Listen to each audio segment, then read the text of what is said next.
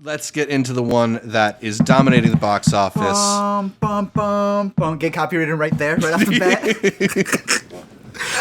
The Batman. Yeah, man. Matt Reeves' take on the Dark Knight's legacy. Yet another reboot, revision, whatever you want to call it. This one with Robert Pattinson at its center.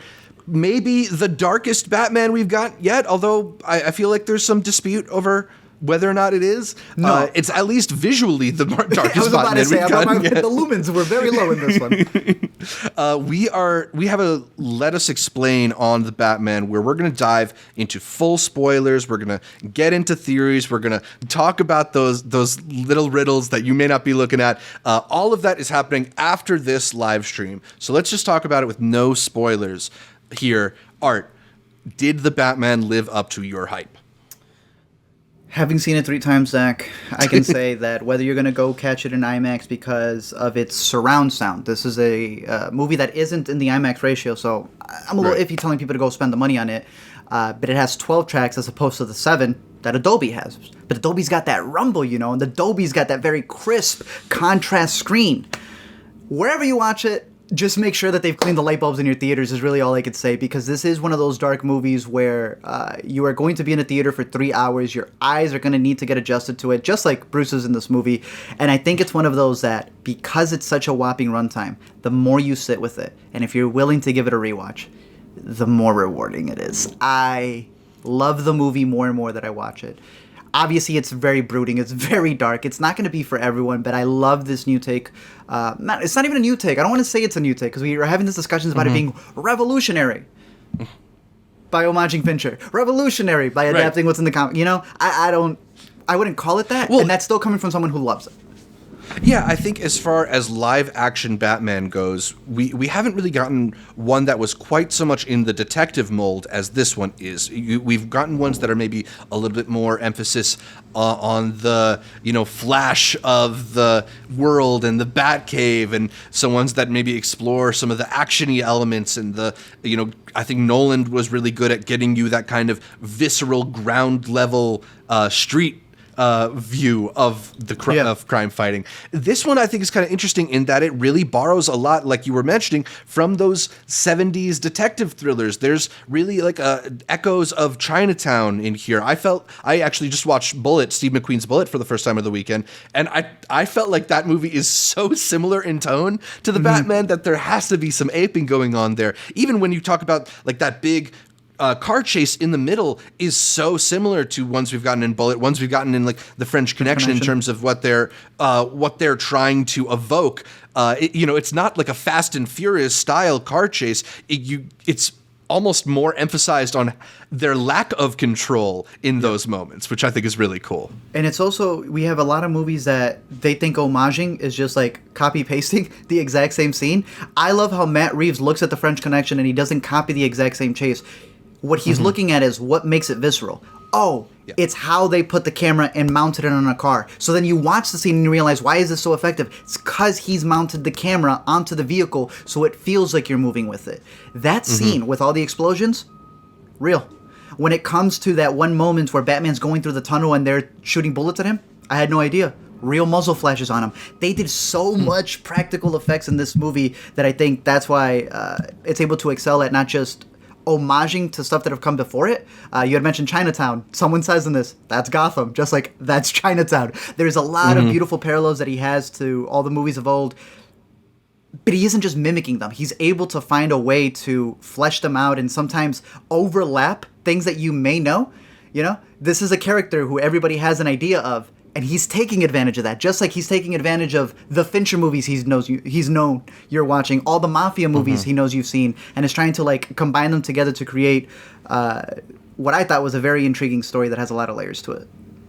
Yeah. Without getting too much into spoilers, I do feel like there are very close shades to Seven at parts of this movie. I think it's definitely borrowed a lot of the tactics of a movie like Seven, but it's utilized them well, and I think borrowing from some of those ideas isn't necessarily like a carbon copy thing. He's adapting it, and I think they've managed to integrate it all well.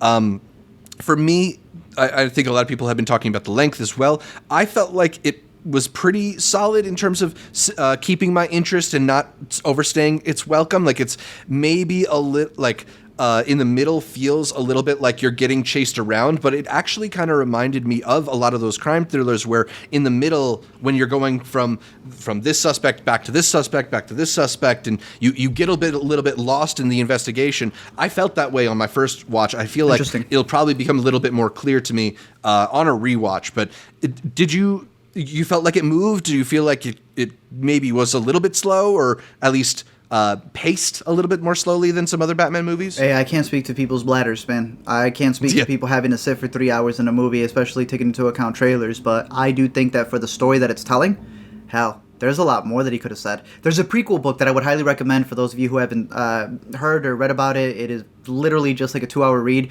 You can check it out. It's online. I think it adds a lot to the movie that is already there. Having rewatched the movie after listening to the book, it's just throwaway lines that I can guarantee you do not remember any of these lines.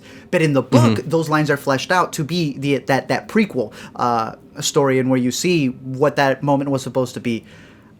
I think that it's a 3-hour movie that you have so many elements to chew on rewatches, but on your first one, it may feel a little slow until you realize everything that's at play. I think everything serves a purpose, and it is perfectly timed because there is a master plan that isn't just happening to Batman, but it's happening to the audience as well. Mm-hmm. That's where I think he knocked it out of the park. Interesting. Devesh mentions in the live stream that he wasn't so into the use of the Mando screens. I thought they were pretty cool in terms of giving you the sense of geography. That's a good discussion right there. So for those who don't know, the Mando screens, it's like the same thing Nolan used as well. So again, this is what I mean when I say the homaging thing. It's not so much that someone can't do an homage. It's just interesting when they like it when Interstellar did it, but they don't like it when another movie does it. And it all depends on the execution. I think it's a very interesting tool, but knowing that Greg Fraser shot this and Dune had sand screens, but I think I will always prefer it being in person. It wasn't bad, though. I think it's a very interesting way to be able to get a shot like this, because how else would you get something where you're trying to recreate all of Gotham? If you're having a CGI scene where you're going to add buildings to a skyline, so you're shooting on the skyline, if you're going to add CGI scenes, then how is it any different than not doing this technique, right? Right. Like, I don't think it necessarily is as good as getting it in real life. But I do think it is a huge step up from the green screen studios that we've been used to. Easily. And when you compare this to like the look of most of the Marvel movies, like there's not really even much of a comparison there. For sure. Another thing that has been debated about online is the whole idea of like, is this a humorless movie? Are there no jokes in it? I remember you came out last week talking about that. You think it's really funny. And like, I think that this is actually like a pretty campy Batman movie. Like short of the Joel Schumacher ones, like maybe the campiest Batman movie. Right? Just the way that Jeffrey Wright's constantly like, hey man, thank Batman you. is really kind of funny. The whole, I mean, we have to talk about Colin Farrell here. I think because Colin Farrell here is doing what everybody said Jared Leto was doing in House of Gucci. He is just hamming it up, giving you full, like, he's not playing, he's not giving you the accent, he's giving you the stereotype of the accent, but like in the most joyful, fun way possible. He's playing every mob villain from every mob, every mob movie ever. It's fantastic. He's clearly having a lot of fun. Yeah, he was incredible in the makeup. This is a movie where the previous one with Danny DeVito, who I also think did a really good job, they got nominated, I believe even won for the makeup there. So I don't see how he doesn't get a nomination. The team gets a nomination for the makeup. It's unreal. And to piggyback off of that, it's his eyes. The performance is in Colin Farrell's eyes. The performance is in Robert Pattinson's eyes. All of the acting here is really centered on a lot of these characters' eyes, which just shows you how great the direction is. But I love what he played because he's sort of like... He's not necessarily the Penguin yet. That's a really cool thing about this movie being year 2. He's not necessarily fully Batman yet. She's not really Catwoman. She's even credited as Selina. He's still the guy opening doors for the main villain. You know, he's still the one who's kind of like the bodyguard. But I cannot wait to see how they expand on his character. There's also a spin-off series that's coming out that he's a part of called, I forget what it's called, but it's about Gotham and just the whole underbelly of it. I will have more and more of the Penguin. Let me ask you this, Zach. Yeah. PG-13. Should it have been rated R?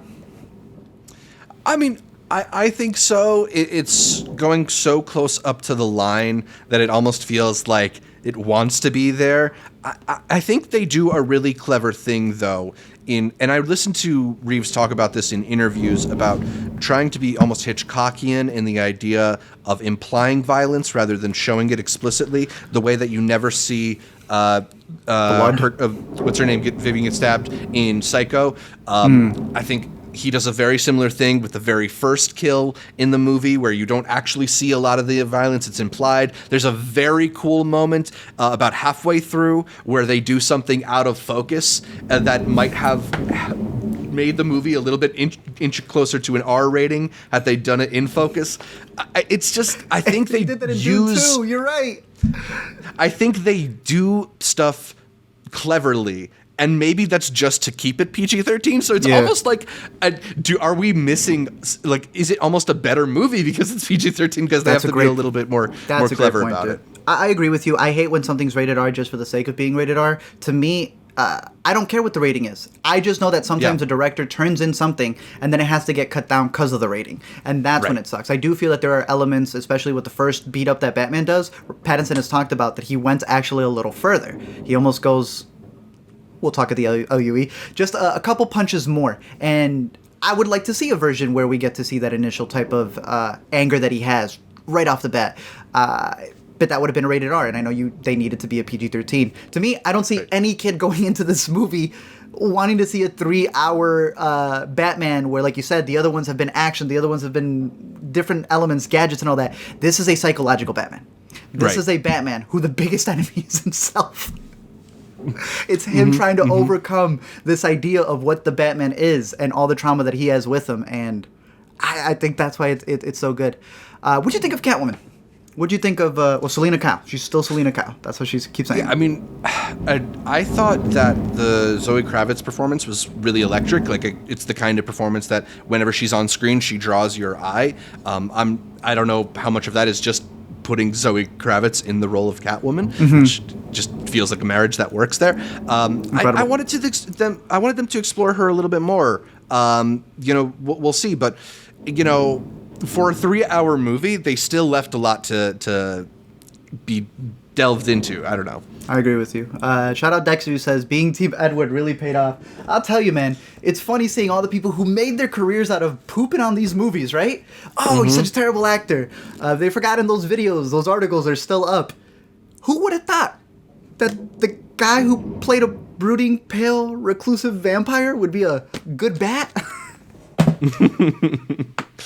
Yeah, I mean, look, we had Kristen Stewart presenting best... I think she presented Best Picture at the Independent Spirits last night, or maybe it was just Best Actress, and got a huge ovation, and she's also Oscar-nominated now, and now we got Pattinson in the biggest movie of the year so far, so... That's good.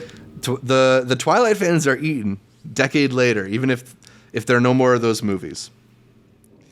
Joe Blow points out that Zoe was also the voice of Catwoman in Lego Batman. Yeah, I was doing my research going back, and I realized that. I have a bit of that on the Let Me Explain that we're working on. It's hilarious. It's fantastic. Pretty funny.